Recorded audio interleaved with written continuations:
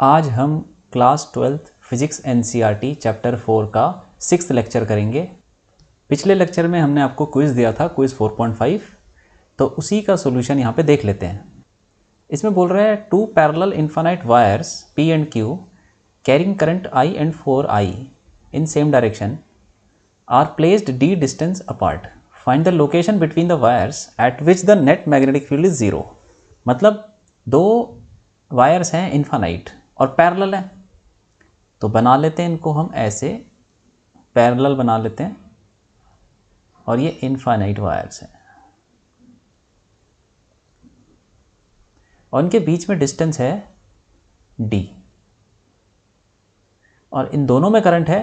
एक को ले लेते हैं P वायर, एक को Q, तो इसमें करंट है I और इसमें है 4I और बोल रहा है सेम डायरेक्शन में करंट जा रहा है। ठीक है, तो हमें बताना है कि वो लोकेशन बिटवीन द वायर्स, इन दोनों वायर के बीच में वो लोकेशन बतानी है जहाँ पे नेट मैग्नेटिक फील्ड ज़ीरो होगी। तो मान लेते हैं कि ये एक पॉइंट है इनके बीच में जो कि यहाँ से x डिस्टेंस पे है, तो वो पॉइंट यहाँ से कितना दूर हो गया, d माइनस एक्स। इस पॉइंट को हम एक नाम दे देते हैं a बोल देते हैं a। तो net magnetic field eight a is zero, तो x कितना होगा वही हमको बताना है। तो हमें पता है कि पिछले लेक्चर में हमने ये निकाल चुके हैं कि एक इनफाइनाइट वायर की वजह से जिसमें करंट फ्लो कर रहा है, मैग्नेटिक फील्ड कितनी होती है। मैग्नेटिक फील्ड का फॉर्मूला होता है mu naught I bye 2πr। तो वही लगा देते पहले। P वायर की वजह से A पॉइंट पे मैग्नेटिक फील्ड कितनी होगी, इसको ले लेते हैं B1 इक्वल टू B1 क्या BP ले लेते हैं, magnetic field due to wire P equal to mu naught I upon 2π। अब R का मतलब डिस्टेंस होता है उस वायर से उस पॉइंट का जहाँ पे निकालना है, तो वो x है, 2πx। अब ऐसे ही मैग्नेटिक फील्ड हो जाएगी हमारी due to wire Q। Formula same है, म्यू नॉट I अपॉन 2π। अब ये कितना डिस्टेंस है इस वाली Q वायर से इस पॉइंट का, A पॉइंट का, d माइनस एक्स। तो ये दोनों मैग्नेटिक फील्ड निकाल दिया। हम इनकी डायरेक्शन देखते हैं। तो ये वायर जो P वायर है, इसकी वजह से A पॉइंट पे मैग्नेटिक फील्ड होगी अंदर, तो ये वाली वायर, ये वाली मैग्नेटिक फील्ड हो जाएगी अंदर की तरफ। ठीक है, वही मेथड लगा लो, ये वाला जो हमने बताया था कि ये अंगूठा इस तरफ करो और उंगलियां उस तरफ करो, तो आपका जो राइट हैंड का तो जो पाम होगा वो उसकी डायरेक्शन आपको मैग्नेटिक फील्ड की डायरेक्शन दे देगी। ठीक है, ऐसे ही उसके लिए करोगे तो यहाँ पे तुम राइट हैंड रखोगे तो अंगूठा इधर करना पड़ेगा और उसके बाद ये ऐसे रखना पड़ेगा तुमको, तो पाम बाहर की तरफ शो कर रहा है, तो इसमें मैग्नेटिक फील्ड बाहर की तरफ हो जाएगी। तो एक अंदर की तरफ P वाली वायर की वजह से A पॉइंट पे अंदर की तरफ और Q वाली वायर की वजह से मैग्नेटिक फील्ड बाहर की तरफ, तो अंदर बाहर को हम ऐसे दिखाते हैं। तो ये दोनों अपोजिट डायरेक्शन में है। तो अब अगर नेट मैग्नेटिक फील्ड ज़ीरो है तो इसका मतलब ये दोनों डायरेक्शन तो अपोजिट है ही और बराबर भी होनी चाहिए। सॉरी, यहाँ पे I ले लिया हमने, यहाँ पे 4I लेना है क्योंकि Q वायर में 4I करंट है। तो दोनों मैग्नेटिक फील्ड ऑपोजिट हैं और इक्वल होनी चाहिए, जिसकी वजह से नेट मैग्नेटिक फील्ड ज़ीरो हो जाएगी। तो BP should be equal to BQ, दोनों बराबर हो जाएंगी तो नेट ज़ीरो हो जाएगा। तो इसमें ऐसे लिख लेते हैं mu naught I upon 2πx equal to mu naught 4I upon 2π d minus x. 2π cut गया, ठीक है, और म्यू नॉट कट गया, I कट गया, तो बचा क्या 1 upon x equal to 4 upon d minus x. Cross multiply करेंगे तो क्या आएगा, d minus x equal to 4x। तो ये आ जाएगा d इक्वल टू 5x और x की वैल्यू आ जाएगी d बाय 5। तो ये हमारी लोकेशन आ गई जहाँ पे मैग्नेटिक फील्ड ज़ीरो होगी दोनों वायर के बीच में। अब आगे बढ़ते हैं, अपना लेक्चर शुरू करते हैं। इसमें अब हम पढ़ेंगे टॉरॉयड। जैसे कि लास्ट लेक्चर में हमने पढ़ लिया था सोलेनॉइड क्या होता है, एक स्प्रिंग होती है और उसमें करंट फ्लो कराते हैं तो उसका नाम सोलेनॉइड बोल दिया जाता है। ऐसे ही टॉरॉयड होता है। तो टॉरॉयड कुछ नहीं है, बिल्कुल वैसा ही है सोलोनॉइड तो सीधा सीधा स्प्रिंग होती है सीधी सीधी, लेकिन टॉरॉइड होती है उसी स्प्रिंग को आप घुमा दो तो वो गोल भा बन जाता है, कोई टायर सा बन जाता है। ये गोल स्प्रिंग, ये स्प्रिंग ही तो है, ये देखो यहाँ पे स्प्रिंग दिख रही है। इसी स्प्रिंग अगर ये सीधी हो गई तो उसको बोलते हैं सोलोनॉइड, और अगर ये दोनों एंड कोई लंबी सी स्प्रिंग है, उन दोनों के एंड को एक तरफ से एक दोनों के साथ एक साथ जोड़ दो तो वो एक कुछ सर्कुलर सा बन जाता है, सर्कुलर स्प्रिंग सी, तो उसको बोला जाता है टॉरॉइड। ठीक है, कुछ नहीं है, सोलोनॉइड जैसा ही है। तो इसके अंदर मैग्नेटिक फील्ड अब हमें निकालनी है। तो magnetic field inside the solenoid कितनी होगी उसका डेरिवेशन करते हैं।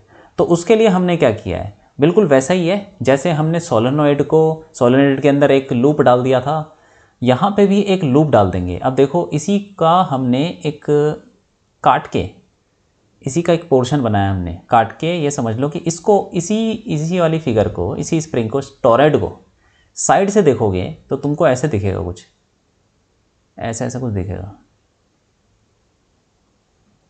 सीधा सा दिखेगा, ऐसा कुछ दिखेगा। ठीक है, जैसे टायर को आप साइड से देखते हो तो आपको ऐसा दिखेगा ना टायर, मान लो टायर है, ये कोई गाड़ी का टायर है, तो इसको साइड से देखोगे तो आपको ऐसा दिखेगा। ठीक, वैसे ही हमने इस वाले टॉरॉइड को देखा साइड से, इस तरफ से देखा तो हमको ऐसा दिखा। वो स्प्रिंग तो दिखेंगी क्योंकि स्प्रिंग है ही उसके अंदर। अब हमने क्या किया है, एक अगर मैं तुमको 3D बना के भी इमेजिन कराऊँ, ये ऐसे, यहाँ पे स्प्रिंग है, यहाँ पे ये ऐसे स्प्रिंग है। ठीक है, तो इसके अंदर हमने इस टायर के जैसे जो बन रहा है टॉरॉइड, इस टॉरॉइड के अंदर एक हमने लूप ले लिया। वो कौन सा लूप है, वो ये वाला लूप है, ये जो एस जिसके ऊपर लिखा हुआ है, ये वाला डॉटेड वाला। ठीक है, और उसके अंदर ये जो क्रॉस है, ये अंदर वाली ये वाली स्प्रिंग है। ये जो क्रॉस है ये कौन सी स्प्रिंग है, जो अंदर की तरफ है स्प्रिंग, मतलब अंदर वाली जो वायर्स हैं जिनका रेडियस कम है, और जो ये डॉट है ये बाहर वाली है। ठीक है, थोड़ी इमेजिनेशन इसके अंदर चाहिए ये समझने के लिए कि ये जो डॉट है, इसको अगर मैं यहीं पे बना देता हूँ, देखो ये स्प्रिंग ऐसा है, यहाँ पे स्प्रिंग बताया नहीं है, बस उसको थोड़ा सा आसान दिखाने के लिए, ताकि हमारी फिगर ज़्यादा कॉम्प्लिकेटेड ना बने। ये अब ऐसा टॉरॉइड है ये, तो देखो एक तरफ से जो करंट यहाँ पे घुस रहा होगा और एक तरफ से वहाँ पे निकल रहा होगा। ठीक है, तो अगर हम इसी टॉरॉइड को दो हिस्सों में काट दें, यहाँ से काट दें, काट नहीं रहे हैं, बस इमेजिन करो आप, अगर हम काट दें और फिर हम साइड से देखें तो हमको ये ओपन सा दिखेगा। जैसे टायर को साइड से काट देते हो तो हमको कुछ ऐसा दिखता है कि आधा टायर। ठीक है, जैसे टायर है ना, ये ऐसे ट्यूब है, सॉरी ट्यूब, कोई ट्यूब है, इसको आप साइड से मतलब इसी ट्यूब को आप ऐसे काट दो तो आपको ट्यूब ऐसे दिखेगी, एक ये और एक ये, अंदर का पोर्शन ऐसे ऐसे दिखेगा, बिल्कुल नया सा। ठीक है, थोड़ी इमेजिनेशन की ज़रूरत पड़ेगी इसमें समझने के लिए। बिना इमेजिनेशन के सोलेनॉइड, टॉरॉइड या 3 डायमेंशनल चीज़ें समझना आना थोड़ा मुश्किल पड़ जाता है, इसीलिए इस पे आप ध्यान दीजिए, इसको इमेजिन करने की कोशिश करिए कि कैसे ये बनाया होगा। टॉरॉइड तो सिंपल है, बना दिया, उसको ये कैसे दिखाया है, इसने काट के दिखाया है। ठीक है, तो मैं ये हटा देता हूँ ताकि हम अपनी डेरिवेशन कर पाएँ। ये मैं हटा दूँ। अब देखो ये अंदर वाला पार्ट है, ये वाला पार्ट, और ये बाहर वाला पार्ट है, किसका, टॉरॉइड का। अब एक लूप उसने कहाँ लिया है, एक लूप यहाँ लिया है, एक अंदर लिया है लूप, फर्स्ट वाला लूप बिल्कुल यहाँ लिया है, देखो पहला लूप यहाँ लिया है, और जो दूसरा लूप है वो बीच में लिया है, यहाँ पे कहीं ये इसके अंदर लिया कहीं। ठीक है, इसको मैं हटा देता हूँ। ये पहला लूप हो गया, दूसरा लूप उसके अंदर है, तीसरा लूप उसके बाहर है, यहाँ पे है बाहर कहीं तीसरा लूप, तो इसको भी मैं हटा देता हूँ भाई। तो आप ये समझो कि 3 लूप ले रखे हैं। अब हम तीनों पे मैग्नेटिक फील्ड निकालेंगे तो कितनी होगी वो देख लेते हैं। इसको भी हटा देता हूँ, चलो ये भी हटा। तो पहली लूप के ऊपर जो यहाँ पर है लूप, उस पर लगाते हैं मैग्नेटिक फील्ड का वो एम्पियर सर्किटल लॉ। तो लूप 1 एम्पियर सर्किटल लॉ लगाएंगे तो हमें पता है कि integration B dot D L equal to mu naught I net.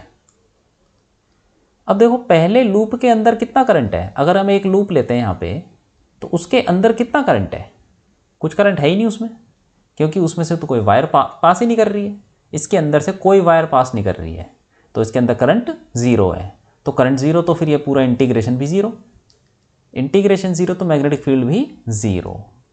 तो integration B dot D L equal to zero, तो इसीलिए बी भी ज़ीरो, मैग्नेटिक फील्ड ज़ीरो है, यहाँ पे मैग्नेटिक फील्ड ज़ीरो हो जाएगी। अब देखते हैं तीसरा लूप देख लेते हैं, पहले दूसरा बाद में आएंगे, पहले तीसरा देख लेते हैं। तीसरा भी ऐसी है, loop 3 integration B dot D L equal to mu naught I net. अब तीसरे लूप के अंदर देखो, यहाँ से ध्यान से देखते हैं, ये तीसरा लूप है, ये वाला जो कि इसके पूरा बाहर है। तो इसके अंदर कितना है करंट, अब देखो इसके अंदर करंट, इसके अंदर भी ज़ीरो ही है। क्यों है ज़ीरो, क्योंकि यहाँ से करंट, ये करंट यहाँ से बाहर आ रहा है और यहाँ से करंट अंदर घुस रहा है, ये अंदर घुस रहा है, ये बाहर आ रहा है, तो ये दोनों ज़ीरो। ऐसे ही ये बाहर आ रहा है और ये अंदर जा रहा है, ये दोनों ज़ीरो, ये बाहर आ रहा है, अंदर जा रहा है, बाहर आ रहा है, तो एक दूसरे को ये सब कैंसिल कर देंगे, तो नेट जितना बाहर आ रहा है उतना ही अंदर जा रहा है, तो इसीलिए ये भी ज़ीरो, इसीलिए मैग्नेटिक फील्ड भी यहाँ पे ज़ीरो हो जाएगी। तो बाहर मैग्नेटिक फील्ड भी क्या हो जाएगी, ज़ीरो। अब आ जाते हैं लूप सेकंड लूप। तो अब इसके अंदर हम अगेन एम्पियर सर्किटल लॉ लगाएंगे, B dot D L equal to mu naught I net. अब म्यू नॉट आई नेट कितना है इसमें मैग्नेटिक फील्ड, इसमें करंट कितना है इस लूप के अंदर, ये कौन सा लूप है जो इन दोनों के बीच में है, टॉरॉइड के अंदर। अब टॉरॉइड के ये जो लूप है सेकंड लूप, इसके अंदर कितना करंट है, इसके अंदर वही करंट है जो सिर्फ अंदर घुस रहा है, बाहर वाला करंट जो बाहर निकल रहा है वो इस लूप के बाहर है, हमें तो सिर्फ अंदर वाले करंट से मतलब है, वही लेना फॉर्मूले में। तो ये जो करंट अंदर घुस रहा है वही हमको लेना है, और वो कितना होगा वो हम सोलेनॉइड में पढ़ चुके हैं, वो कैसे निकालेंगे, वो निकालेंगे नंबर ऑफ टर्न्स जो भी हैं। देखो आपको उसमें भी दिखा देता हूं मैं, यहाँ पे हमने देखो number of turns per unit length हमने n लिया था, और n क्या हो जाएगा, total number of turns in the solenoid upon length of the solenoid. तो number of turns inside the loop, ये number of turns per unit length कितना हो गया, स्मॉल n, ठीक है। तो अगर हम l लेंथ की बात करते हैं, कोई लेंथ ले ली हमने सोलेनॉइड की, यहाँ पे सोलेनॉइड की लेंथ ले ली थी, तो फिर उसके अंदर कितने टर्न्स होंगे, nl। अगर हम 1 मीटर लेते हैं तो n इंटू 1, 5 मीटर लेते हैं तो n इंटू 5, तो जितनी लेंथ होगी सोलेनॉइड या टोरॉइड की उतना इंटू n हो जाएगा, ठीक है। और उतने नंबर ऑफ टर्न्स हो जाएंगे, और एक वायर में अगर I करंट है तो टोटल करंट जो भी होगा वो उतने नंबर ऑफ टर्न्स जितने भी उस लेंथ में होंगे इंटू I हो जाएगा, ठीक है। तो यहाँ पे वही number of turns per unit length अगर हमने ले लिया n, तो फिर इसकी लेंथ कितनी है, हम यहाँ पे लेंथ ले लेते हैं, इसका कुछ रेडियस ले लेते हैं। देखो R2 ले रखा है रेडियस, इसने इसको R1 ले लिया। बाहर देखो 1 और 3 पे तो मैग्नेटिक फील्ड 0 ही है, तो उसका रेडियस कुछ भी हो, क्या फ़र्क पड़ रहा है। हम सेकंड लूप का देखते हैं, उसका रेडियस R2 ले रखा है, तो R2 इज़ द रेडियस। तो फिर हम क्या करते हैं, उसकी लेंथ कितनी हो जाएगी, इस लूप की लेंथ हो जाएगी length of loop 2 is 2 pi R2, लिख सकते हैं इसको, ठीक है। तो इसको हम L ले लेते हैं। चलो अब नंबर ऑफ टर्न्स, जो टोटल नंबर ऑफ टर्न्स है वो कितने हो जाएंगे, total turns inside loop 2, total number of turns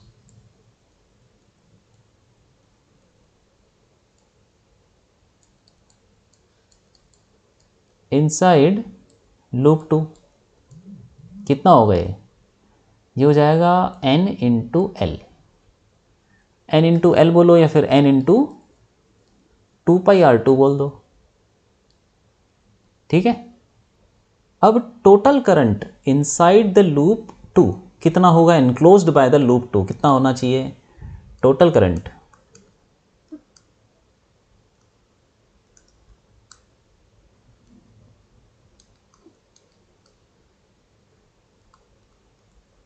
enclosed bye loop 2, ये आई नेट जो हमको फॉर्मूले में लेना है एम्पेयर सर्किटल लॉ में, ये हो जाएगा n इंटू एल, ये तो टोटल नंबर ऑफ टर्न्स हो गए, जितनी भी तारें हैं, जितने स्प्रिंग की वायर्स हैं उतने टर्न्स, इनटू एक वायर में जितना करंट है वो आई ले लिया हमने, ठीक है। तो यही हमने सोलेनॉइड में भी किया था, सेम चीज़ हो रही है और कुछ नहीं है। तो इसको ऐसे भी लिख सकते हैं n इंटू 2πr2i, ठीक है। अब हमको उस फॉर्मूले में डाल देना है एम्पेयर सर्किटल लॉ के, देखो ये वाले में आई नेट डाल देना है। तो b डॉट डी एल क्या आएगा, integration b dot D L equal to mu naught, I net है ये तो 2n इंटू 2πr2 इंटू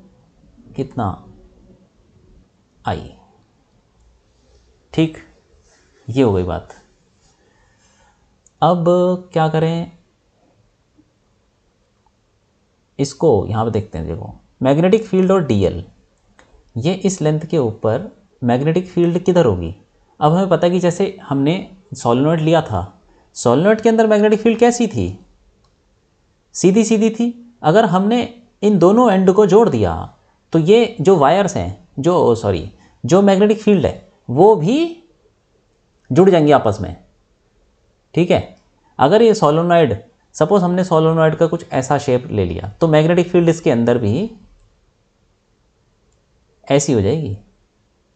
अगर हमने सोलेनॉइड को सपोज कुछ और कर्व दे दिया, ऐसा कर्व दे दिया सोलेनॉइड टेढ़ा करके, मैग्नेटिक फील्ड भी ऐसी हो जाएगी इसके अंदर।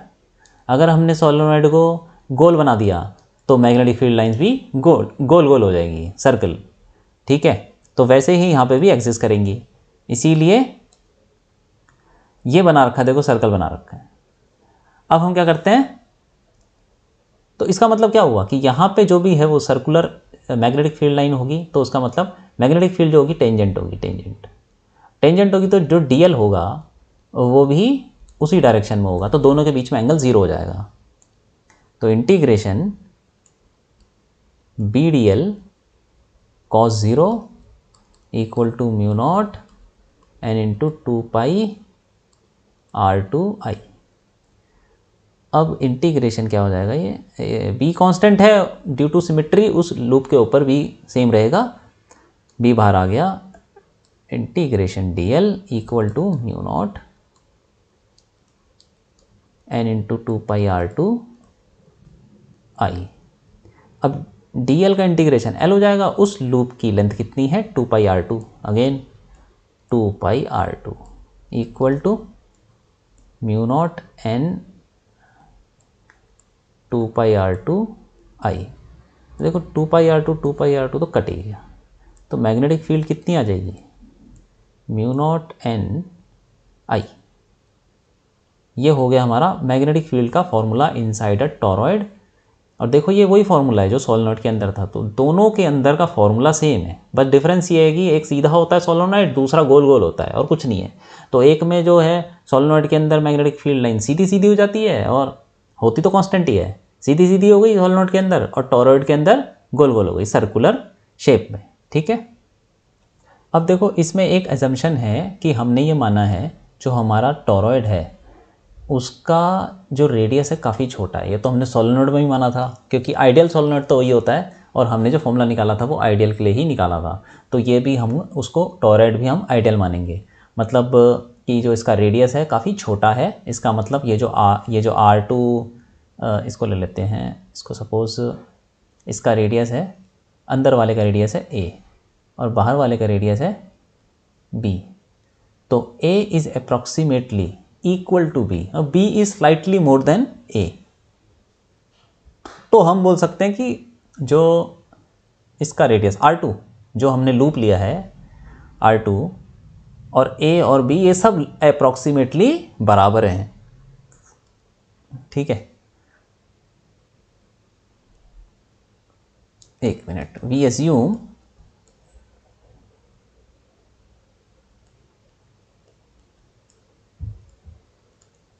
that the toroid is that the radii, दोनों radii A and B are approximately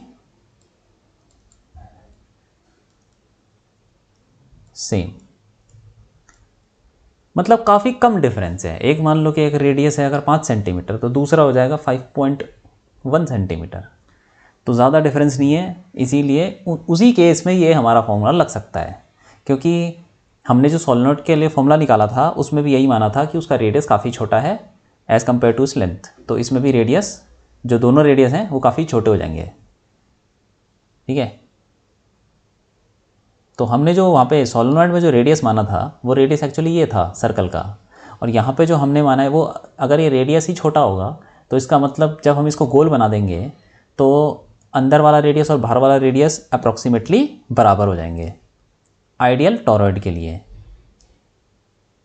we assume that the radii approximately same, hence the toroid is ideal. तो ये हमने कर लिया टॉरॉइड का फॉर्मूला।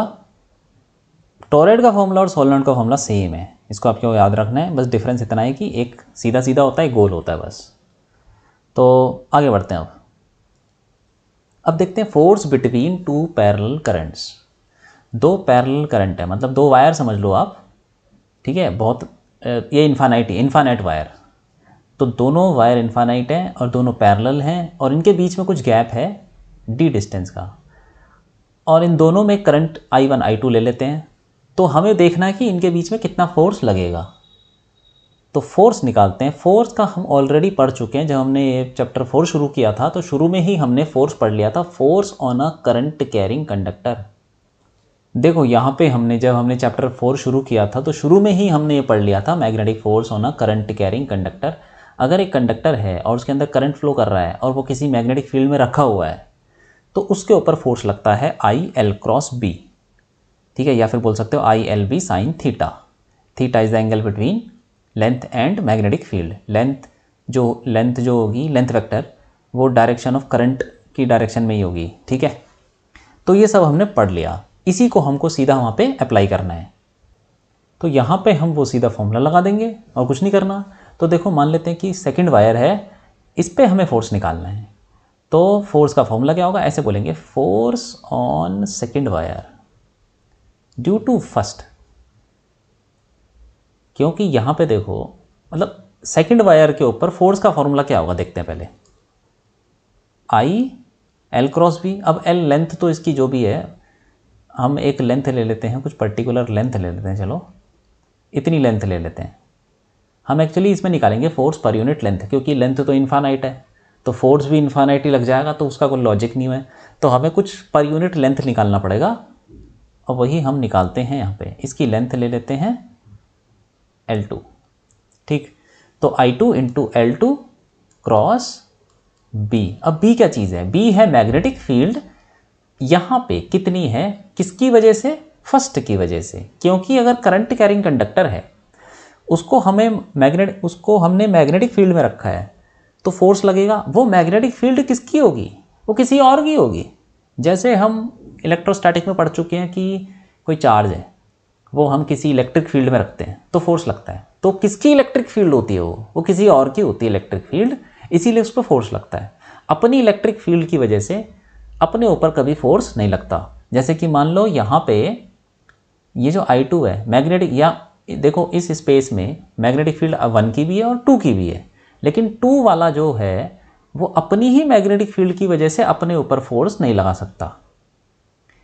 ठीक ऐसे ही जैसे चार्ज पार्टिकल है, सिंगल चार्ज अपने ऊपर ही फोर्स नहीं लगाएगा, वो कोई दूसरी इलेक्ट्रिक फील्ड उस चार्ज पर फोर्स लगाएगी। वैसे ही इस सेकंड वायर के ऊपर जो फोर्स लगाएगा वो दूसरे की मैग्नेटिक फील्ड लगाएगी। तो यहाँ पे हमें मैग्नेटिक फील्ड लेनी है ड्यू टू फर्स्ट।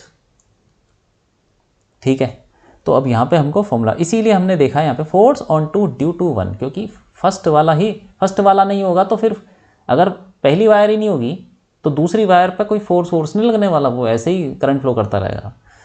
तो फर्स्ट वाला सेकंड वायर पर फोर्स लगाएगा, उसी को बोला हमने force on two due to 1 equal to I2 L2 cross B1। तो यहाँ पे हम इसको I2 तो चलो उतना ही रहेगा, I2 जो भी है, L2 भी उतना ही रहेगा, और B1 साइन थीटा। अब हम देखते हैं B1 कितना है। Theta is the angle between L2 and B1। तो थीटा पहले हम B1 देखते हैं। Magnetic field due to first equal to, वो फॉर्मूला हमको पता ही है, इन्फानाइट वायर है, फर्स्ट वाली वायर भी इन्फानाइट है, तो उसकी वजह से यहाँ पे मैग्नेटिक फील्ड कितनी होगी इस वायर के ऊपर, mu naught I1 upon 2πd। ये फॉर्मूला हमें पता ही है। अब मैग्नेटिक फील्ड होगी किधर, यहाँ पे अपना अंगूठा लगाओ और उंगलियां कर दो इस वायर की तरफ, तो पाम तुम्हारा राइट हैंड का, तो पाम तुम्हारा शो करेगा अंदर की तरफ। इसका मतलब यहाँ पे मैग्नेटिक फील्ड अंदर है। ठीक, मैग्नेटिक फील्ड अंदर हो गई। तो अब और लेंथ किस डायरेक्शन में है, ये तो ऊपर की डायरेक्शन में है, तो एंगल कितना हो जाएगा यहाँ पे, theta is the angle between L2 and B1, तो 90 डिग्री हो गया, क्योंकि L2 ऊपर है और B1 अंदर की तरफ है पेपर के अंदर, तो 90 परपेंडिकुलर हो गए। तो इसीलिए अब ये F21 क्या आ जाएगा, F21 इक्वल टू, सारी वैल्यू डाल देते हैं, I2 L2 B1 कितना है, mu naught I1 upon 2πd sign 90। तो ये देखो सिंपल साइन 91 होता है, इस फॉर्मूले को ऐसे लिख लेंगे, mu naught I1 I2 L2 upon 2πd। ये आ गया force on two due to 1 on a portion L2। मतलब एक पोर्शन लिया है हमने, पूरी वायर नहीं ले ली। इतनी अगर हम लेंथ लें L2, सेकेंड वायर की अगर हम L2 लेंथ लें, उसके ऊपर ये फोर्स लगेगा। हम निकालते हैं इसमें पर यूनिट लेंथ, क्योंकि हो सकता है कि आपसे पूछ लिया जाए 2 मीटर वायर पे कितना लगेगा, 5 मीटर पे कितना लगेगा, तो फिर अगर 1 मीटर पे हमको पता होगा तो उस लेंथ से मल्टीप्लाई कर देंगे जितने मीटर पे निकालना होगा। तो force per unit length, force per unit length क्या होगी, लेंथ से डिवाइड कर देंगे और कुछ नहीं होगा, इस L2 को नीचे ले आएंगे, पर यूनिट लेंथ जगह F21 upon L2 equal to mu naught I1 I2 upon 2πd। तो अगर आपसे कोई पूछे फोर्स पर यूनिट लेंथ, तो उसका सीधा फॉर्मूला लगाना और कुछ नहीं करना। मतलब 1 मीटर पर मीटर फोर्स कितना लगेगा, इतना लगेगा। तो ऐसे ही हम पहली वाली बार, अच्छा इस पर फोर्स की डायरेक्शन क्या होगी, फोर्स की डायरेक्शन हमने ये पता है कि जो L2 क्रॉस B1, जो वेक्टर जिस तरफ आएगा उस तरफ फोर्स लगेगा। तो L2 क्रॉस B1 कर लेते हैं, L2 की तरफ उंगलियां करो और B1 की तरफ घुमाओ अपने राइट हैंड से, तो अंगूठा आएगा आपका इस तरफ। ये हमने वेक्टर्स में पढ़ रखा है, A क्रॉस B जैसे निकालते हैं वैसे ही निकालना है। उंगलियां करो, राइट हैंड की उंगलियां करो आप L2 की डायरेक्शन में, ठीक है, जैसे कि उंगलियां कर दो इधर और उसको राइट हैंड का, और उसको आप घुमाओ किधर, B1 की तरफ। B1 अंदर है तो अंदर की तरफ घुमाओ, तो अंदर की तरफ घुमाओगे तो अंदर की तरफ ऐसा घुमाओगे कि ऐसा आ जाएगा, आपका अंगूठा इधर आ जाएगा। अब ऐसा मैं बना नहीं पा रहा, समझ जाओ उसको। ये अंगूठा आपने बंद कर दिया, तो उंगलियां आपने बंद कर दी, तो ऐसा अंगूठा इधर आ जाएगा, ठीक है। ये उंगलियां अंदर की तरफ घूम रही हैं। तो इससे हमें पता चलता है फोर्स हमारा लेफ्ट की तरफ लगेगा, फोर्स ऑन 2 ड्यू टू 1। ठीक, अब ऐसे ही दूसरे पे निकालते हैं फोर्स, किस पे, फोर्स ऑन 1 ड्यू टू 2 भी निकालते हैं, फोर्स ऑन 1 ड्यू टू 2। ये भी क्या हो जाएगा, अब 1 पे निकालना है तो I1 जिस पे फोर्स निकालना है उसका करंट इनटू उसी की लेंथ ले लो। सपोज हम ले लेते हैं L1 लेंथ, तो L1 क्रॉस, अब मैग्नेटिक फील्ड सेकंड वाली की वजह से लेनी पड़ेगी, दूसरे की वजह से। तो यहाँ पे पहले मैग्नेटिक फील्ड देख लेते हैं किस डायरेक्शन में होगी, कि देखो करंट ऊपर जा रहा है, करंट ऊपर जा रहा है, तो फिर यहाँ पे मैग्नेटिक फील्ड किधर होगी, तो अंगूठा इधर करो आप और उंगलियां उस तरफ करोगे तो पाम बाहर की तरफ शो करेगा, बाहर की तरफ। तो यहाँ पे मैग्नेटिक फील्ड बाहर की तरफ होगी, L1 ऊपर की तरफ है। अगेन जो एंगल है वो तो होगा 90, तो I1 L1 और B2 साइन 90, क्योंकि L1 ऊपर है और मैग्नेटिक फील्ड बाहर है तो दोनों परपेंडिकुलर ही हैं। तो ये तो हो जाएगा, सिंपल हो गया, I1 L1 B2। अब हम B2 निकालते हैं। B2 मतलब सेकंड वाली वायर की वजह से इस पॉइंट पे मैग्नेटिक फील्ड कितनी होगी। तो जो B2 है उसका फॉर्मूला भी वही है, μ0I/2πr। इन्फाइनाइट वायर की वजह से किसी पॉइंट पे मैग्नेटिक फील्ड μ0I2/2πd, ये हो गया। अब इसको यहाँ रख देंगे तो फिर फोर्स ऑन 1 ड्यू टू 2 कितना आ जाएगा, I1 L1 μ0I2/2πd। तो अब हम निकालेंगे फोर्स पर यूनिट लेंथ, क्या आ जाएगा again, force per unit length, ये आ गया F12 divided by L1 equal to μ0I1I2/2πd। तो देखो सेम ही आ रहा है, फोर्स पर यूनिट लेंथ जो है वो सेम है। तो सेम इसलिए आ रहा है क्योंकि ये एक दूसरे को खींच रहा है, दूसरा इसको खींच रहा है। देखो फोर्स देखते हैं इस पर किस डायरेक्शन में आएगा। तो L1 क्रॉस B2, तो L1 किधर है, ऊपर, और B2 किधर है, बाहर। तो फिर अब उंगलियां करो आप ऊपर की तरफ और बाहर की तरफ घुमाओगे तो अंगूठा अपने आप ही आपका इधर आएगा। उंगलियां जब आप बाहर की तरफ घुमाओगे तो अंगूठा इधर, उंगलियां आपकी बाहर की तरफ घूमनी चाहिए, तो उसके लिए आपको अंगूठा इधर ही करना पड़ेगा। तो इसका मतलब फोर्स हमारा राइट साइड में लगेगा। ये हो गया फोर्स ऑन 1 ड्यू टू 2। तो दोनों क्या है, ये एक दूसरे को अट्रैक्ट कर रहे हैं। तो इसमें दोनों वायर्स के बीच में अट्रैक्शन होगा अगर दोनों करंट सेम डायरेक्शन में चल रहे हैं, ठीक है। और अगर ये दोनों करंट ऑपोजिट डायरेक्शन में हो जाएं, फॉर्मूले वगैरह तो वही लगने हैं, सारे फॉर्मूले तो यही हैं, लेकिन फिर इन दोनों वायर के बीच में रिपल्शन होगा। तो इसको हमको याद रखना है कि if I1 and I2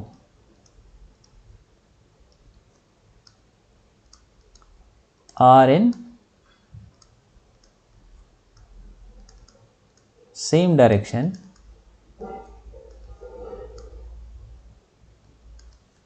then the wires will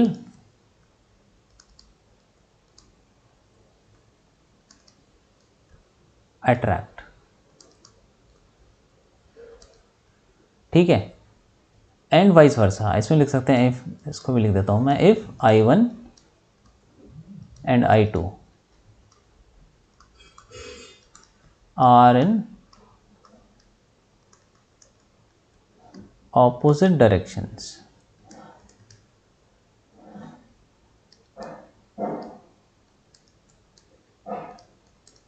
then the wires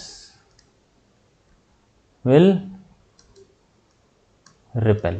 उसको आप प्रूफ भी कर सकते हो, उसकी ज़रूरत नहीं है, एक हमने कर लिया, अट्रैक्शन दिखा दिया, बस इसको आपको याद रखना है कि I1 और I2 ऑपोजिट डायरेक्शन में होंगे तो वो रिपेल करेंगे। इसको प्रूफ भी किया जा सकता है, लेकिन सेम डेरिवेशन होगी और कुछ डायरेक्शन ही देखनी है और कुछ नहीं करना, ठीक है। तो ये हो गया हमारा। अब ये जो हमने डेरिवेशन की है इसकी मदद से हम एक चीज़ डिफ़ाइन करेंगे जिसको बोलते हैं 1 एम्पेयर। तो 1 एम्पेयर वो मतलब करंट। 1 एम्पेयर करंट को कैसे डिफ़ाइन करते हैं वो देख लेते हैं। 1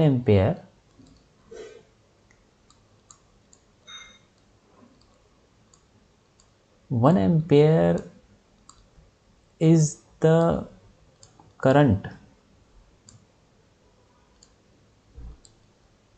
which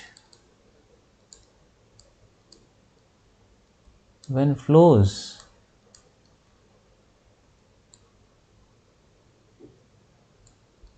through two infinite straight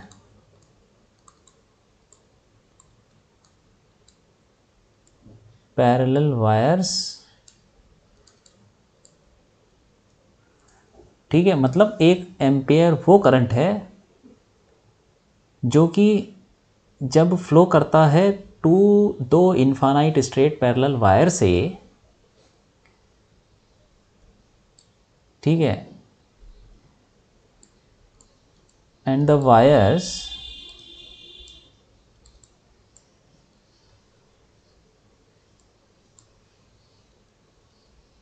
would experience a force of 2 × 10⁻⁻7 Newton पर मीटर। मतलब ये जो हमने डेरिवेशन की है दो पैरेलल वायर के बीच में जो फोर्स लग रहा है उसी की मदद से की है। क्या किया हमने कि हमने बोला है कि भाई अगर 1 एम्पियर वो करंट है जो कि फ़्लो करता है दो स्ट्रेट इनफाइनाइट पैरेलल वायर से, और जो वायर के बीच में जो फोर्स लगेगा वो कितना लगेगा 2 × 10⁻⁻7। चलो करके भी देख लेते हैं इसको। फोर्स पर यूनिट लेंथ का फॉर्मूला हमने क्या निकाला है, कोई भी ले लो, फॉर्मूला तो सेम ही है, चाहे 1 पे ले लो चाहे 2 पे ले लो। फोर्स पर यूनिट लेंथ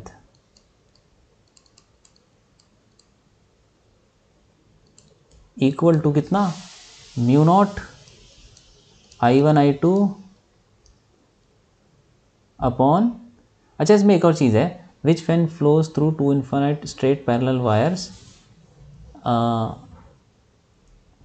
ऐसे इसमें प्लेस्ड 1 मीटर अपार्ट, ऐसे लिखना पड़ेगा यहाँ पे, इसको हटा देता हूँ थोड़ा, 1 मिनट, ठीक कर लेते हैं इसको। तो ये हमने ठीक कर लिया कि 1 एम्पियर वो करंट है जो कि फ्लो करता है two infinite straight parallel wire से, जो कि 1 मीटर प्लेस्ड 1 मीटर अपार्ट, मतलब दोनों वायर के बीच में 1 मीटर का गैप है, और जो वायर्स है वो एक्सपीरियंस करती हैं फोर्स 2 × 10⁻⁻7 न्यूटन पर मीटर। तो इसको करके देख लेते हैं। μ0 I1 I2/2πd ये फॉर्मूला है, और I1 I2 दोनों 1 एम्पियर हैं, 1 एम्पियर ही डिफाइन कर रहे हैं, तो वो हमने करंट 1 लेना है दोनों वायर में, और d जो है वो distance between them is also 1 metre.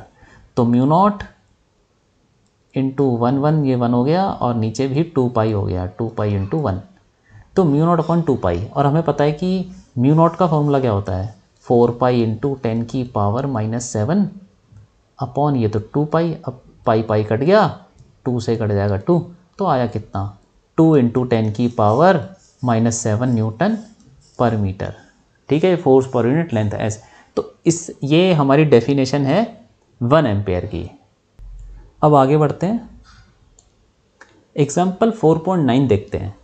ये एक्चुअली ये हमें तभी करना था जब हमने सोलेनॉइड पढ़ा था, लेकिन ठीक है वो गलती से मिस हो गया था। अब पढ़ लेते हैं इसको, अब कर लेते हैं। इसमें बोल रहा है कि अ सोलेनॉइड ऑफ लेंथ 0.5 मीटर। तो एक सोलेनॉइड है जिसकी लेंथ है 0.5 मीटर, ठीक है, ये has a radius of 1 centimetre, उसका रेडियस 1 सेंटीमीटर दे रखा है, 1 सेंटीमीटर। आधे मीटर का सोलेनॉइड है, आधा मीटर लंबा, मतलब 50 सेंटीमीटर, और 1 सेंटीमीटर हो गया उसका radius, and is made up of 500 turns. तो इसके अंदर जो टोटल नंबर ऑफ टन्स हैं वो 500 है।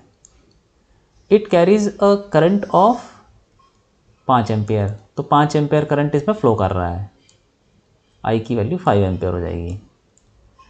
What is the magnitude of the magnetic field inside the solenoid. अगर हमें पता है कि सोलेनॉइड के अंदर मैग्नेटिक फील्ड का फॉर्मूला कितना होता है वही निकालना है हमको, mu naught small n I. अब स्मॉल एन क्या है, number of turns per unit length, और स्मॉल एन का फॉर्मूला हमने पढ़ा है total number of turns in the solenoid upon length of the solenoid. ठीक है, तो ये कितना है n equal to capital N दे रखा है, total number of turns solenoid के अंदर 500 है, उसकी लेंथ कितनी है 0.5, तो ये कितना आ जाएगा, आ जाएगा 1000।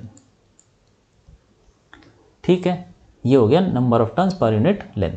अब हमें सारी चीज़ें पता है, इसमें डाल देंगे, तो B equal to mu naught का फॉर्मूला होता है 4 पाई इंटू 10⁻⁷, स्मॉल एन हमें पता है 1000 हो गया, 10⁻³ लिख लो उसको, और आई करंट कितना है 5।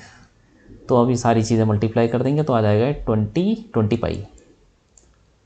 पाई इंटू 10 की पावर ये कितना है -4।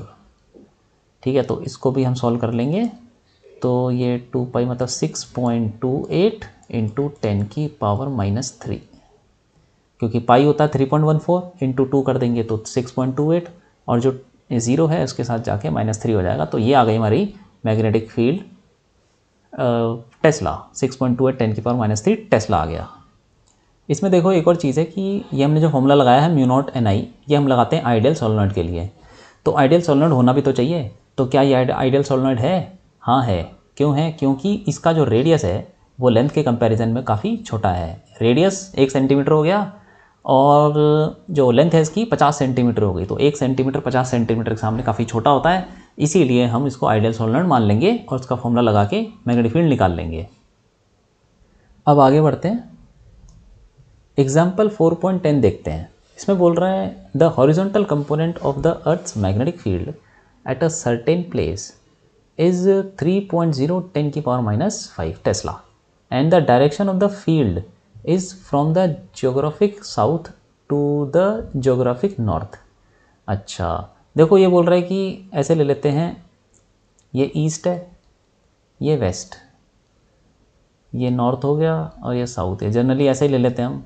ठीक है, और ऊपर से देख रहे हैं और बोल रहा है कि very long straight conductor is carrying a steady current of 1 ampere. एक स्ट्रेट कंडक्टर है, वायर है, उसमें 1 एम्पियर करंट फ्लो कर रहा है। What is the force per unit length on it when it is placed on a horizontal table and the direction of the current is east to west. So east से west जा रहा है, एक बहुत लंबी तार है, इन्फानाइट वायर है, और उसमें करंट ईस्ट से वेस्ट जा रहा है, आई।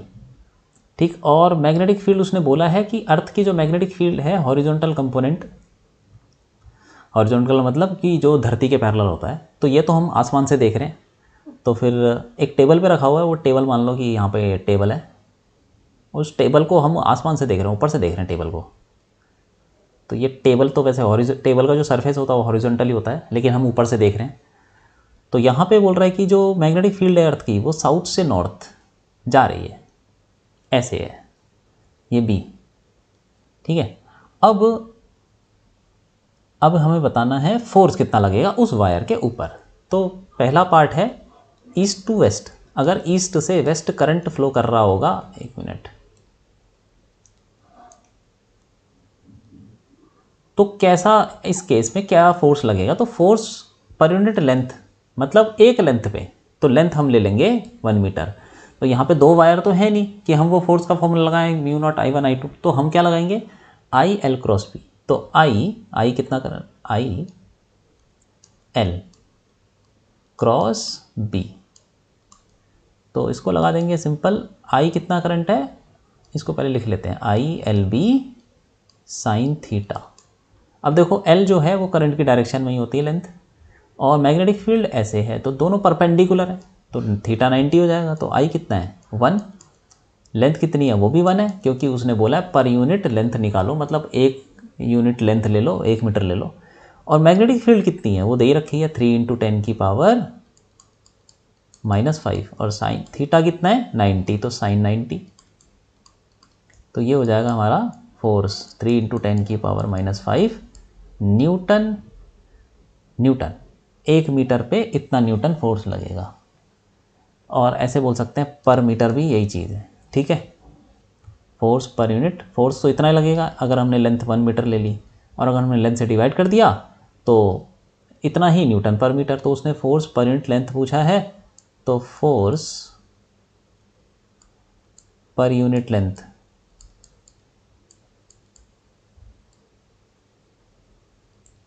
इक्वल टू इतना ही हो जाएगा 3 × 10⁻⁵ न्यूटन पर मीटर। अब देखो दूसरा पार्ट क्या है। दूसरा पार्ट है साउथ टू नॉर्थ, मतलब अगर करंट फ्लो कर रहा है साउथ से नॉर्थ। अब जो वायर है वो यहाँ पर है, ये वायर है साउथ से नॉर्थ, और मैग्नेटिक फील्ड तो वहीं है। अब वायर यहाँ पे नहीं है, मैग्नेटिक फील्ड भी ऊपर है और वायर भी ऐसे ही सेम डायरेक्शन में ही रखी हुई है। तो फिर फोर्स अगेन क्या हो जाएगा, I L cross B, I L cross B. तो I L B sine theta. अब यहाँ पे लेंथ और मैग्नेटिक फील्ड के बीच में एंगल कितना है, 0। तो फोर्स हो जाएगा आई एल बी साइन 0। तो फिर ये 0 ही आ जाएगा क्योंकि साइन 0 0 होता है, ठीक है। तो हमारा फोर्स 0 लगेगा इस केस में, सेकंड वाले केस में। तो ये हो गया हमारा क्वेश्चन। अब आगे बढ़ते हैं। तो ये लेक्चर हो गया ख़त्म, और क्विज़ 4.5 आपके लिए, आप इसको करिए और इसका फिर सॉल्यूशन हम करेंगे नेक्स्ट लेक्चर में।